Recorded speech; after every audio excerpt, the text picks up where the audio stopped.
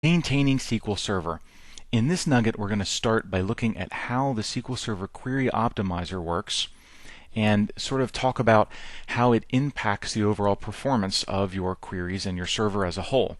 Then we'll look at some of the things that feed the Query Optimizer, including statistics and how to maintain those, and how to maintain the indexes on the tables in your database. Since indexes are one of the biggest things that you'll be maintaining as part of SQL Server, let's take a minute and talk about how they're used and how maintenance affects them.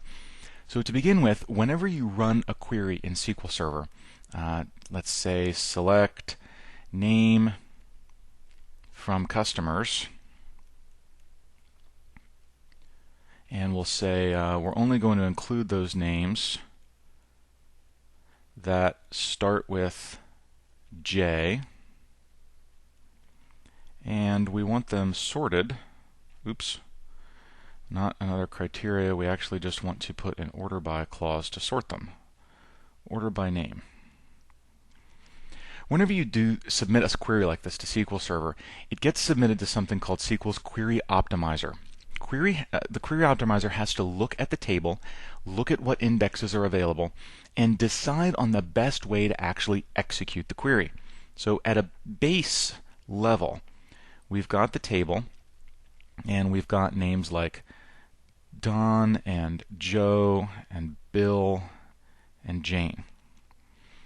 Now, if this is the only thing that exists, SQL Server is going to have to do something called a table scan, which means it is literally going to have to look at each and every row. Nope, don't want that one. Yes, I want that one. Nope, don't want that one. Yes, I want that one. And then it's going to have to take those results and put them in the order we asked it to. So that's kind of an inefficient way on a large table to do things. Because scanning through, if you can imagine, I'd like you to scan through the phone book and get everybody whose first name, mind you, starts with a J. It's going to take you a little while, and it's one of the slowest things SQL Server can do to retrieve data. So to speed that up, we create indexes. Now the index is just sort of a secondary view of the table with all of the data put into a particular order. In this case, we'll have an index on the name column, and so it will be in the order Bill, Don, Jane, and Joe. So when this particular query executes, SQL Server is going to look at what it has to work with. It's going to say, well, I could work with this table, but it looks to me like I've got an index I could use, and the index is already in the right order. That means I'm just going to have to jump directly to the bit that I want, grab just those things I want, and they're already going to be in the right order. In fact, because this index actually contains all of the data I'm after, which is just one column, I'm never even going to have to look at the table. This is called a covering index. Now, if we had said, in addition to name, we also wanted to select another column, well, all of that information isn't in the name index. But SQL Server can still use the name index to quickly find the data it wants, and the index points back to the physical data rows. So SQL Server can very, very quickly jump back and grab the information it needs from the main table. So that's how indexes benefit SQL Server. Now, when an index is created, let's give ourselves some more room here. We might say that this index is going to have Bill, and then Don, and then Joe. And this is one page out of the index. Indexes, just like database tables, use multiple pages. And so the next page might have something like Kathy, Mike, and Sarah.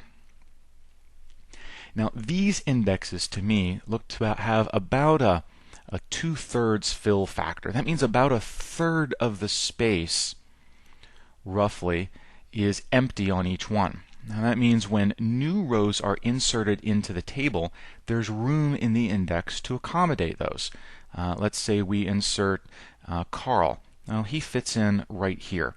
And then if later we put Aaron in, well, Aaron would go right there. At some point, though, the index pages are going to fill up.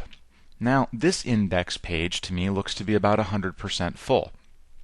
So now when a new row is inserted with a name like Dave, SQL Server has to do something called a page split. it has to create a new page. It has to take half of the or a certain amount of the information. Usually it's about half. Let's say Aaron and Joe. It's going to move those from over here so that it can reorder this data to make room for the new one, Dave. Now, as you can imagine, this page split process is a little bit time consuming for SQL Server. I mean, it happens quickly in human terms, but it's overhead for SQL Server. Another problem is that these pages are no longer contiguous. If you were to look at the physical layout of the pages, this one is first, this one is second because they were there first, and this new one has to go at the end, so it's third. But logically, when SQL Server is reading the index, it has to read the first page, jump all the way to the end of the file to read this page, and then jump back to the middle to read this page. And that's what it has to do to read the information in logical order.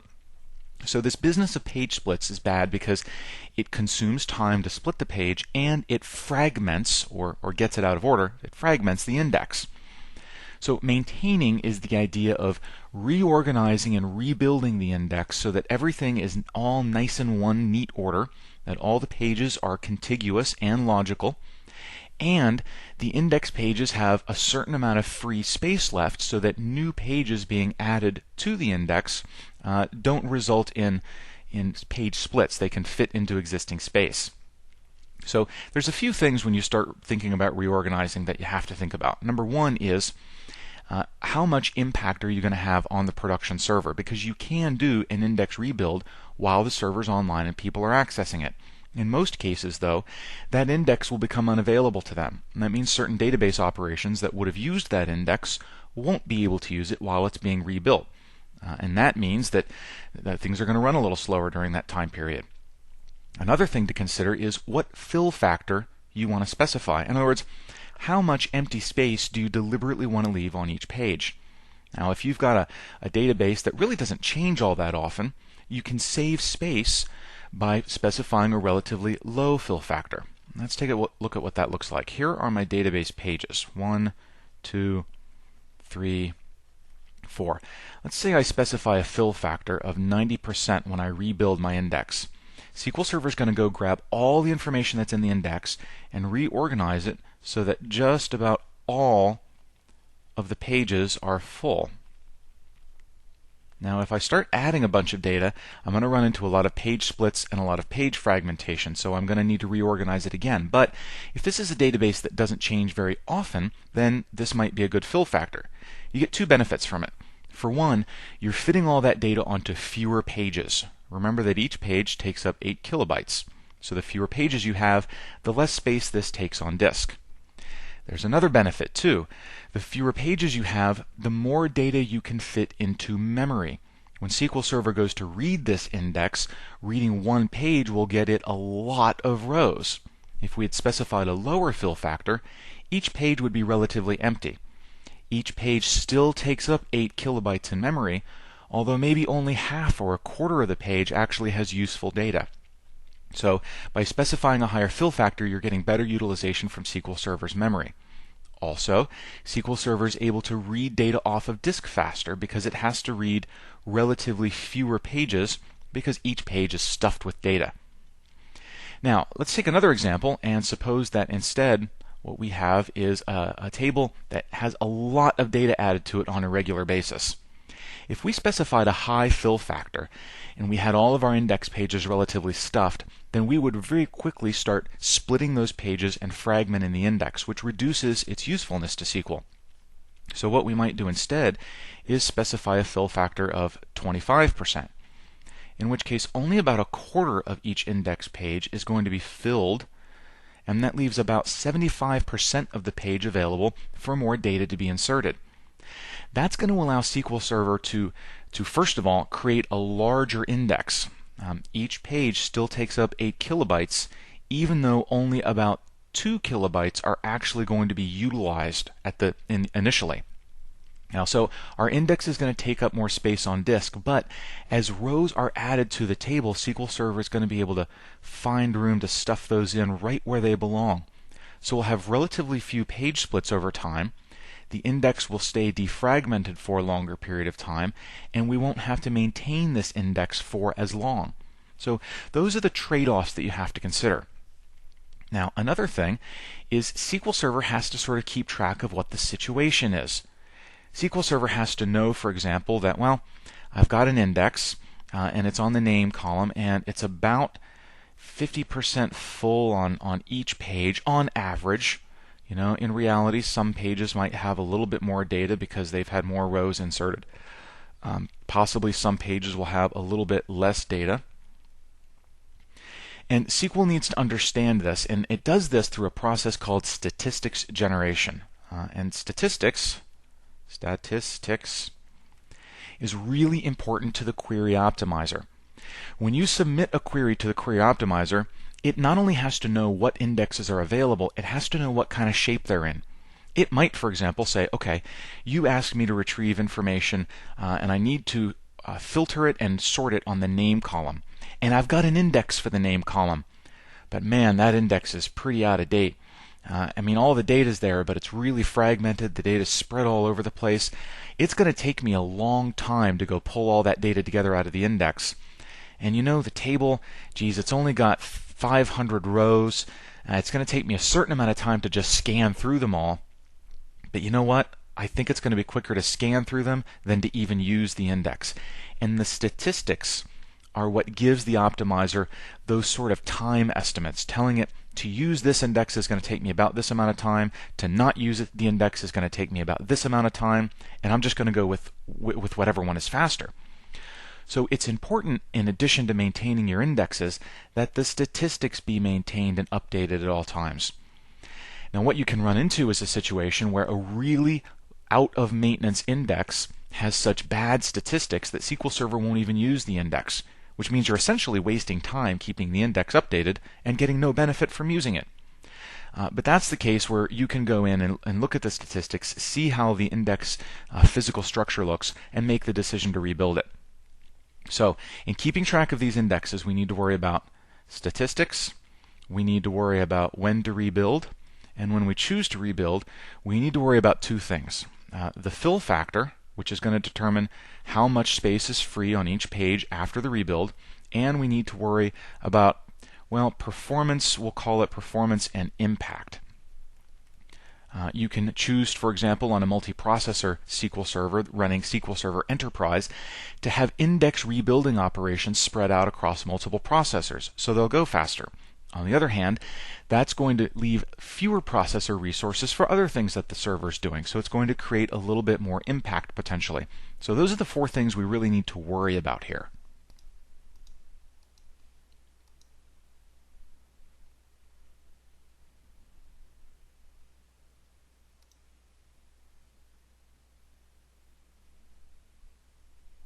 Now, there is a way to get SQL Server's Query Optimizer to tell you what it's doing for a given query. Let's go into My Database, which has a table called My Table, and we're going to do a new query.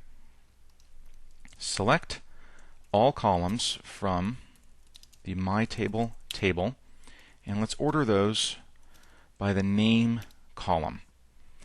Instead of just running this query, I'm going to click the Display Estimated Execution Plan button. Now, it's not actually running the query. It's telling me that in order to do this, it had to run a clustered index scan, and the result of that was 3 rows, and then it had to sort them, and the result of that was 3 rows, and then that was the result.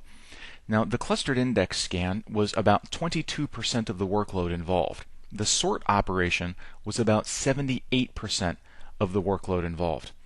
This particular table does not have an index on the name column, so that sort had to be sort of a brute force operation.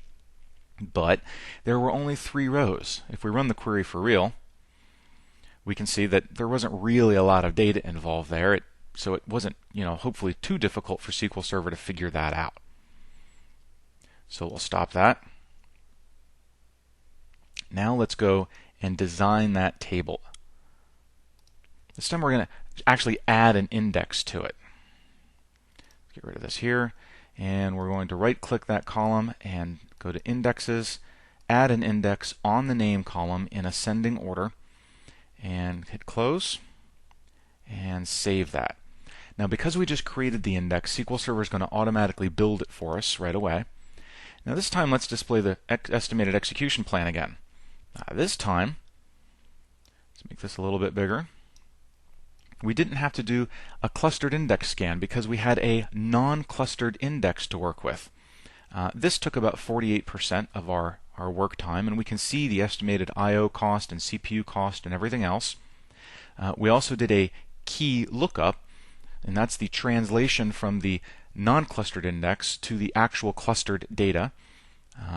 We got a little query action going on, and then we actually got our results out.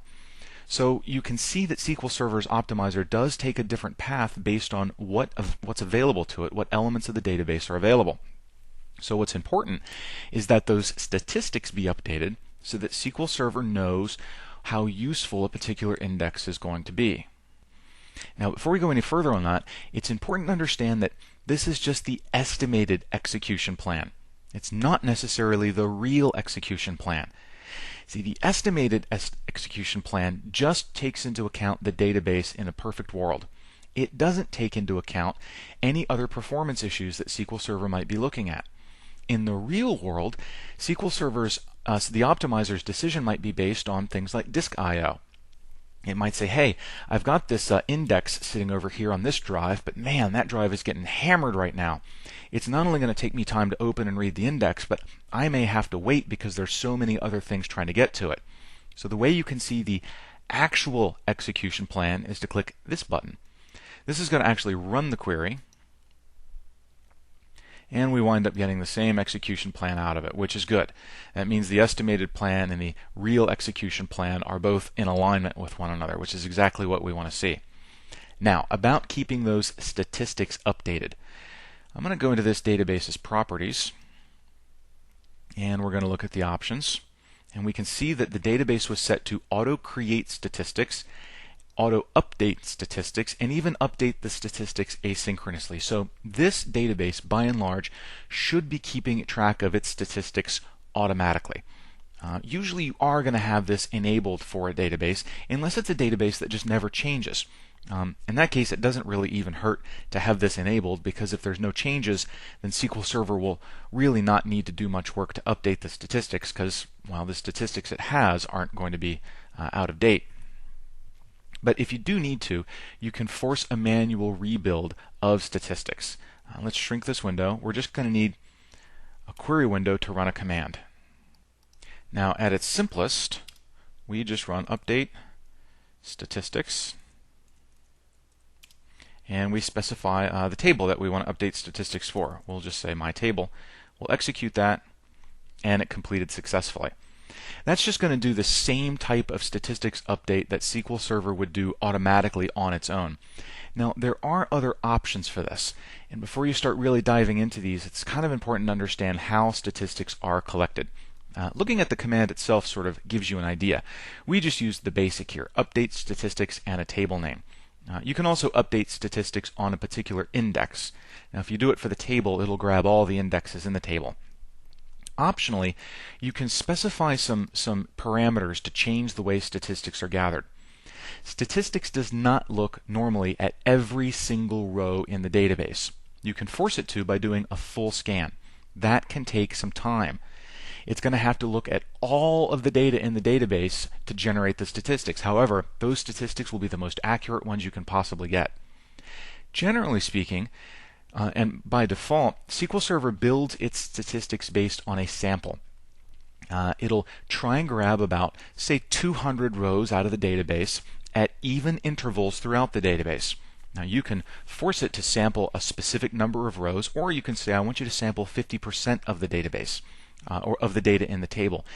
And again, that just forces it to kind of grab more information to use to build those statistics. The more information it has, the more precise the statistics will be, and the better decisions that the query optimizer will make. So you can look up the update statistics command in the books online for more information on how to use this thing and what some of its different options are.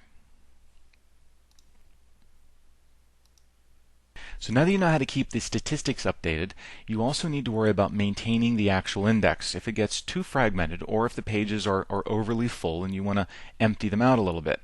So the first thing we're going to do is dive into the table and look under Indexes, right-click the index we're interested in, and select Properties. This will let us take a look at the fragmentation. This index has no fragmentation, and each page is about 88% full, which means it's about 22% empty. Now, if we go up to Options here, we can force it to rebuild. Now, although there's another place we'll rebuild, automatically recompute statistics, which is what we want, and we can set the fill factor. Now, notice that when I said set fill factor, it automatically selected to rebuild the index. In order to change the fill factor, I have to completely drop the existing index and rebuild a brand new one from scratch that has the new fill factor. So we're going to turn that off. We don't need to rebuild the index that way. Another neat thing when you rebuild the index is if you're on a multiprocessor computer, you can set the maximum degree of parallelism. Now this is an important factor here. 0 means use all the processors in the computer, and that's the default. 1 means use one processor, which means no parallel processing. If you go up from there, you'll be using however many processors you specify. So the first thing we're going to do is look at fragmentation. Here's the rule of thumb.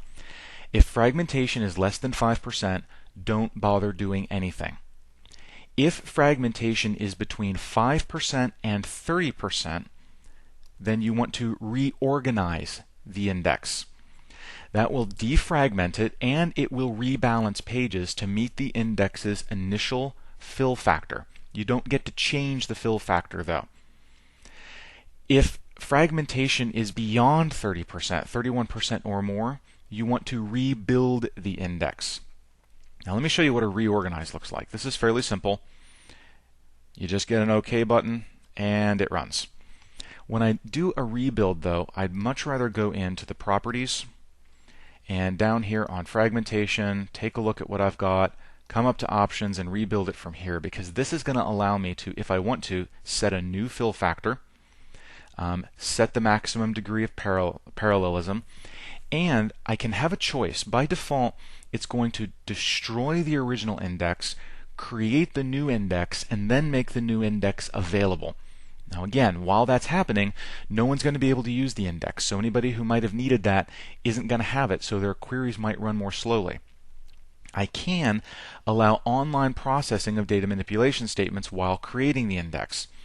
That means that the index is being built online, so it'll slow down the index building, and it'll give a little bit more performance back to the people who are using the table. Overall, it's going to place a little bit higher total load on the server. So by kind of coming in here, you've got all these options. Now, the neat thing about this, and you really should get in the habit of doing this with just about anything that you're working with in the graphical user interface, is once you've set all your graphical user interface options, I can come up here and say script the action to a new query window. Cancel the dialog, and you can see the command that would be necessary to achieve the same effect as the graphical user interface. So if this is something that you want to do frequently, maybe you want to schedule it as a SQL Server agent job, you can go into the GUI, get it configured the way you want, get it to produce the command you need, and then set that up in SQL Server agent. Or put it into a SQL text file that you can then load back in and run whenever you need to. Sometimes that's a little quicker than going into the graphical user interface every single time. It's also kind of a neat way to teach yourself how to use the Transact SQL language. Get everything configured in the GUI, and then get the GUI to show you what the corresponding Transact SQL statement is. It's unusual for anyone to require you to memorize this syntax, but you should be able to recognize this syntax for just about any administrative option in SQL Server. When it comes to index maintenance and things like that, it's kind of a nice trick to have these, because index maintenance is something that you're going to be doing on an ongoing basis. And by getting these statements, you can build it into a nice little batch file that you can run whenever you need to. Now you may be thinking to yourself, wow, that's a lot to keep track of. I have to remember to check the index fragmentation, I have to remember to rebuild, reorganize, update statistics. God, it's just a lot of work. Well, keep in mind SQL Server's here to help. First of all, you've got the SQL Server agent. You can set up a job that runs on a periodic basis to do things like force statistics to update, reorganize indexes, and so forth. But even better, under Management, you can create maintenance plans. So let's create a new maintenance plan for my database.